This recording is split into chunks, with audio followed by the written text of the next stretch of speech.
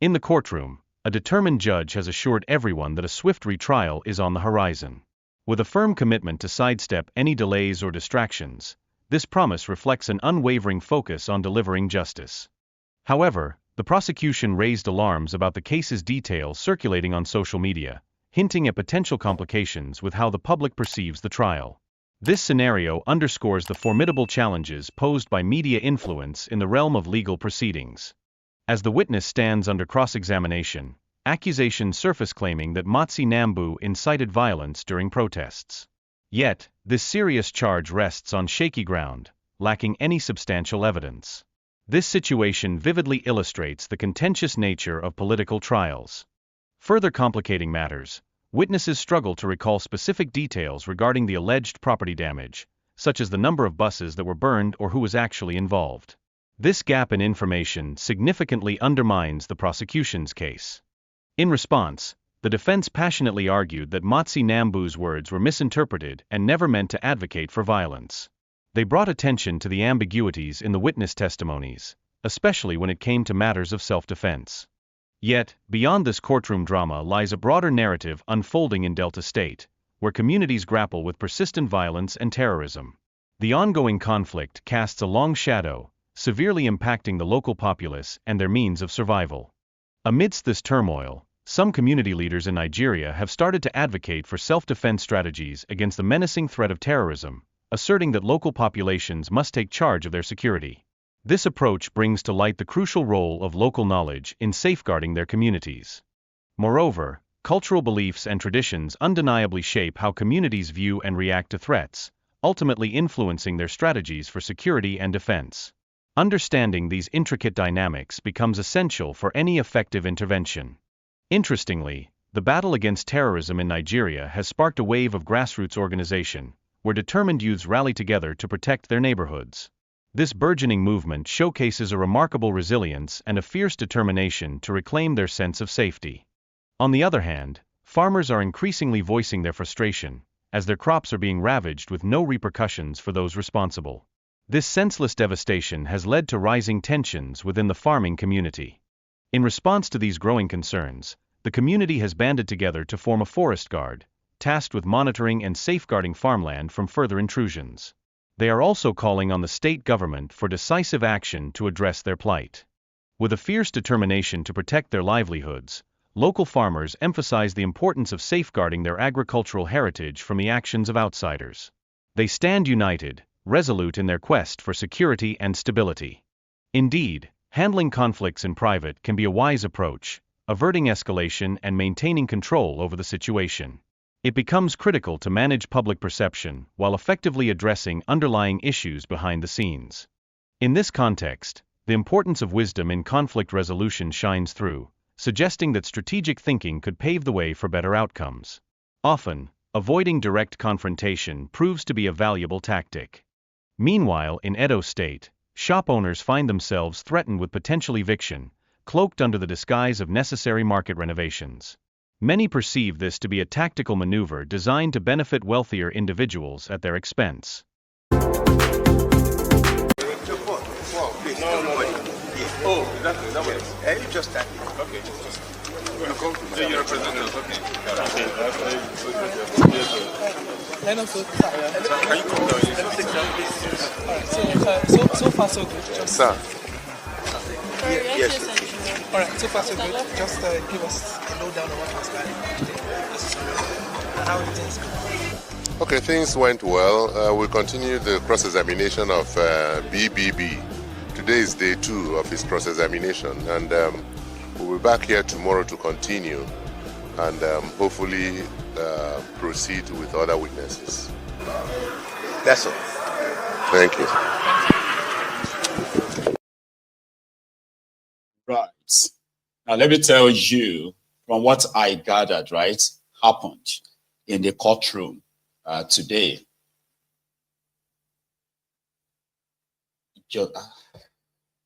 I'm trying to see if I should call him justice or injustice, because at the end of the day, they are all the same.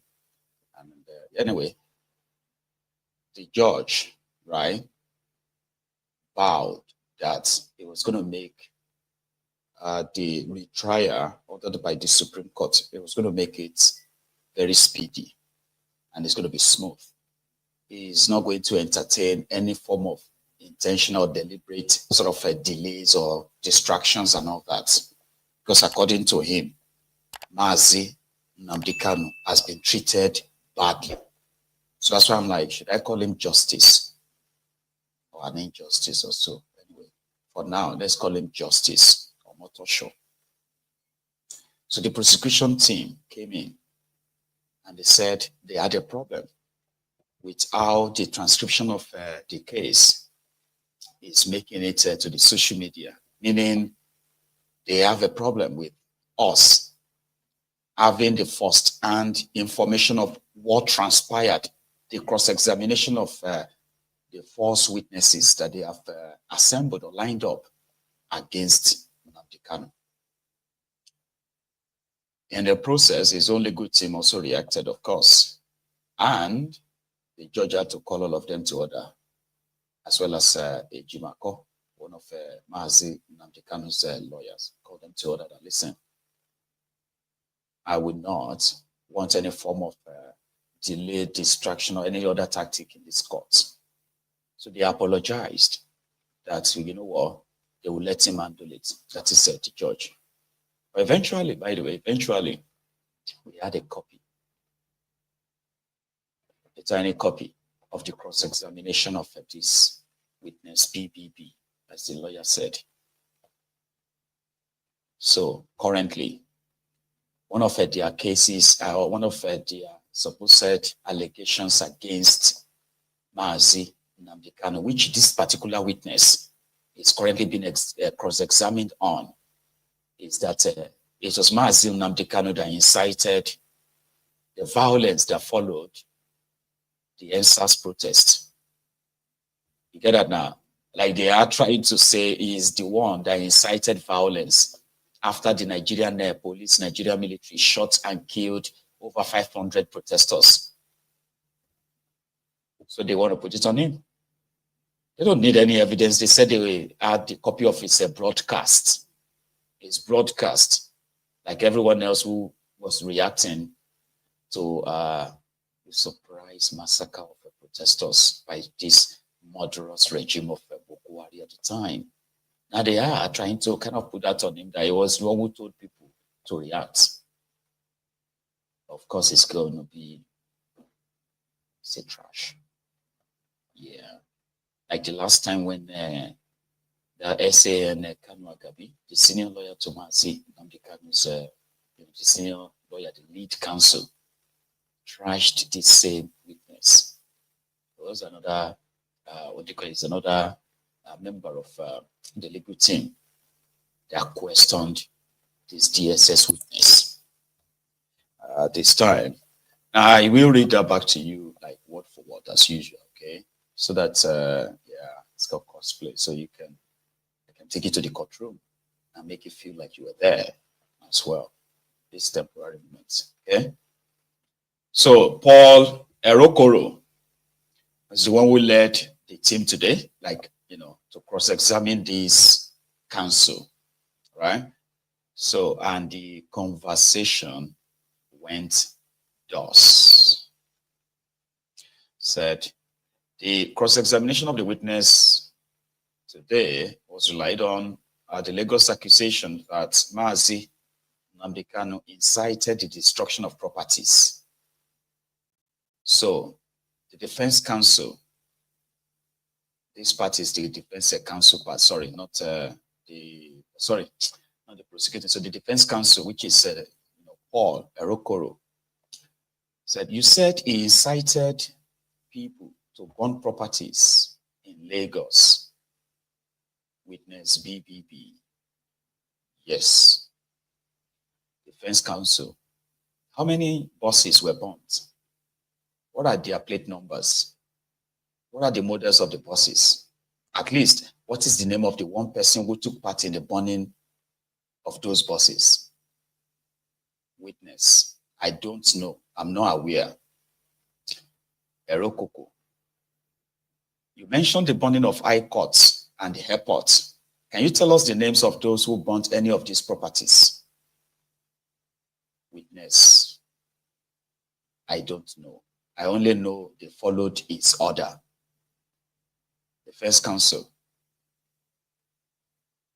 You said, are you aware that retired General T.Y. Danjuma at a point urged the Nigerians to defend themselves?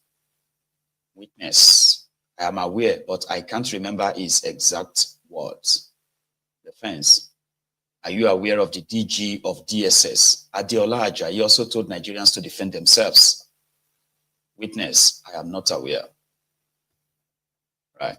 The DG made this remark in Azare community, where the community fought back and killed many Boko Haram terrorists. Is it not the same thing that the defendant was saying in the broadcast, that when someone wants to kill you, kill them? The witness, I'm not aware, but what I know is that Mazi Nnamdi Kanu's broadcast is not about self-defense. So that was his last response. So the defense counsel then said, like you heard or saw in that video, that they will continue tomorrow. So the part of today was all about the argument of what should be accepted, what should not be, what should be discontinued, or what should not be discontinued. So tomorrow is another day. And that's the bit, right, from the sham trial of Mazi Nnamdi Kanu in Nigeria today. There's a community in Delta who have suffered so much. They have suffered so greatly in the hands of the Fulani terrorists, that Delta State, where they are also oil producing states, among other problems facing them, right? This particular one has now prompted some of their DBS to hit the streets. They said that they caused the terrorists. I don't know how this works though, right? Maybe this is the defend yourself kind.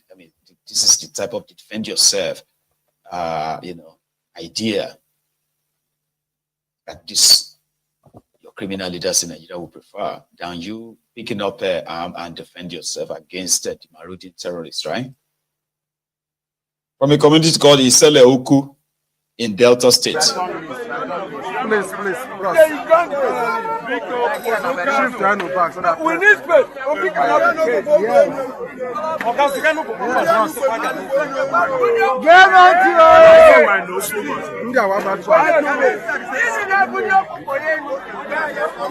Okay, from here, shift.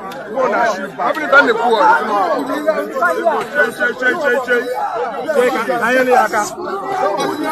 cross more and go back.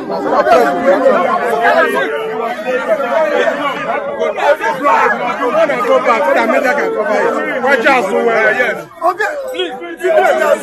Nico, cross Nico.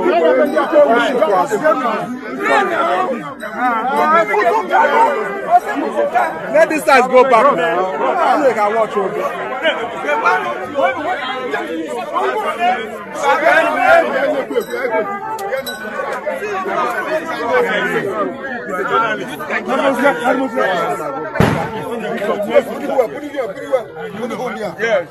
Only Hundia so that they can capture us.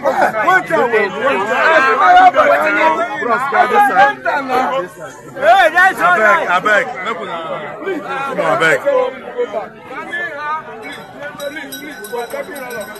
Bros, Nico.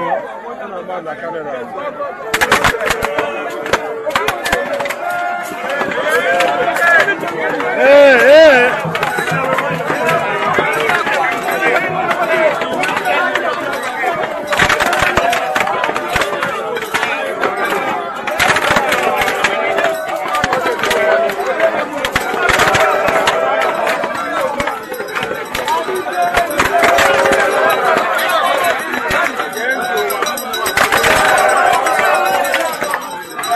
Are you now?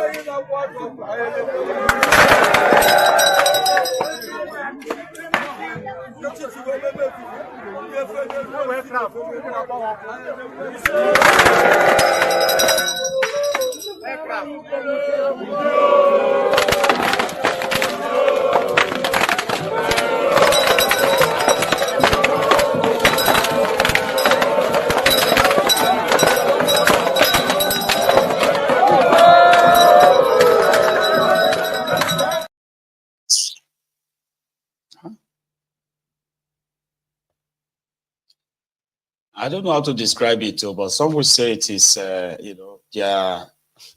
tradition, I mean, their belief system. But those guys were causing the terrorists, terrorizing their lives. I don't know which one is worse or funnier. There's a woman that was also praying to stop a fire, though, in that Nigeria too. Fire! God of Elijah! This one has gone beyond. It has gone beyond. Hello? Hello? Hello, I'm listening to you. Hello? Card. I don't know if you know that salon place. There's one salon here. It's just the next building after the salon. God, and is that light now? Is that low current they gave us that I was talking about? That this is the kind of thing that used to burn things. It's the low current though. Now they have tried to. I mean, it has gone to one level now. They cannot quench anything. They're just trying to bring out some things they can bring. And the people in the house are not even around. Hi, God.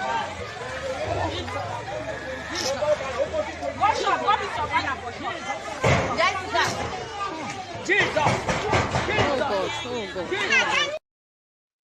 I don't know which one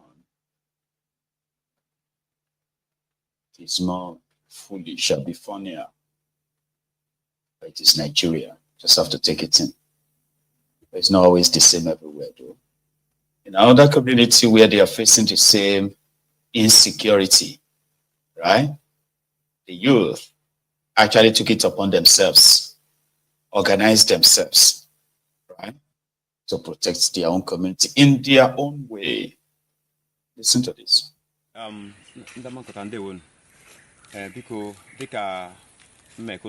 Last time that I when a lot of complaints.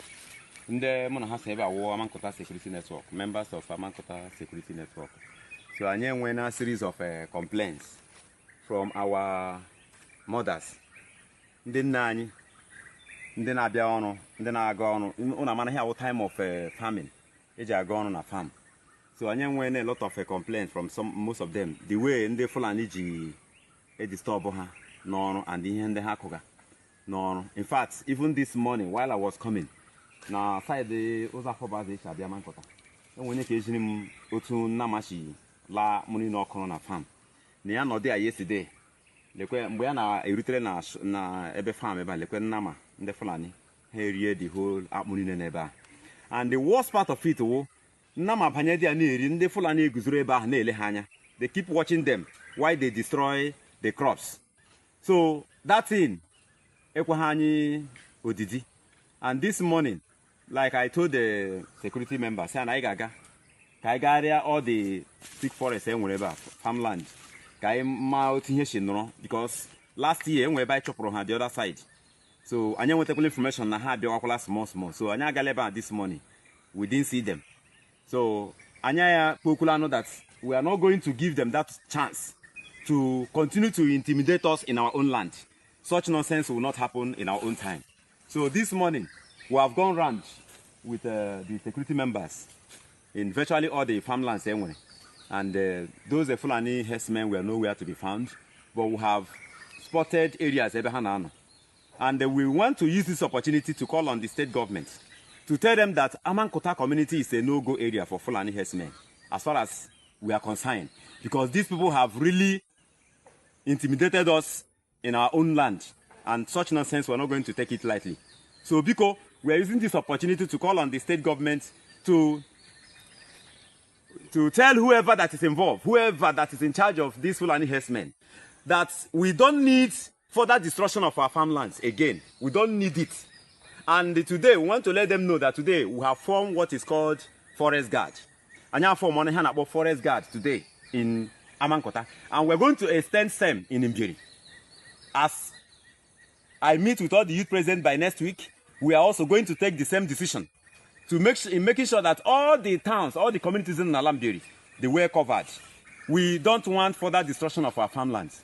Since they don't know how to go about with their cows, we now let them know that our mothers cannot suffer, and after suffering for months, then by the time they need to, they ought to go to farm and harvest their crops. They get destroyed. See, there's something about Igbo language. I don't know what it is like for the people who are like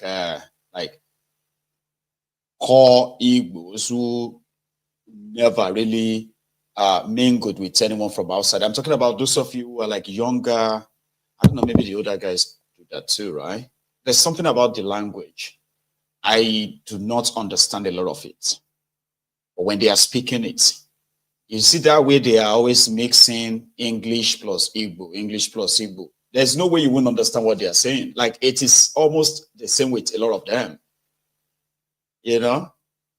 I was trying to write something that it said something like security members, Ananya, right?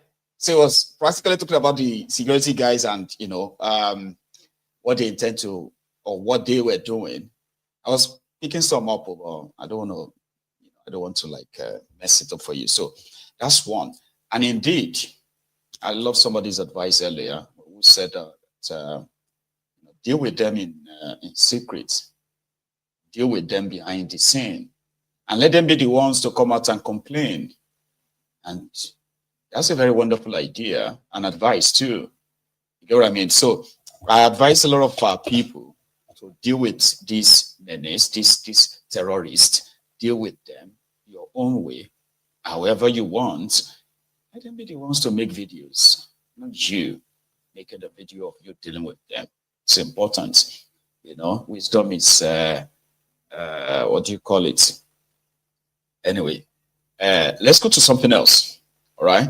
And this time, we are stopping by in Edo State, where new market in Edo State, the supposed shop owners, store owners in new market in Edo State have been given the notice. So they were told that the Yaloja and the states, you know, Yaloja, that's Olashari Tifnumbu. Yaloja and the state want to renovate the market, but others believe that it is just an excuse to get rid of them and give them their shops and stores, okay, to what do you call it? So some people who could pay on the streets of Benin today.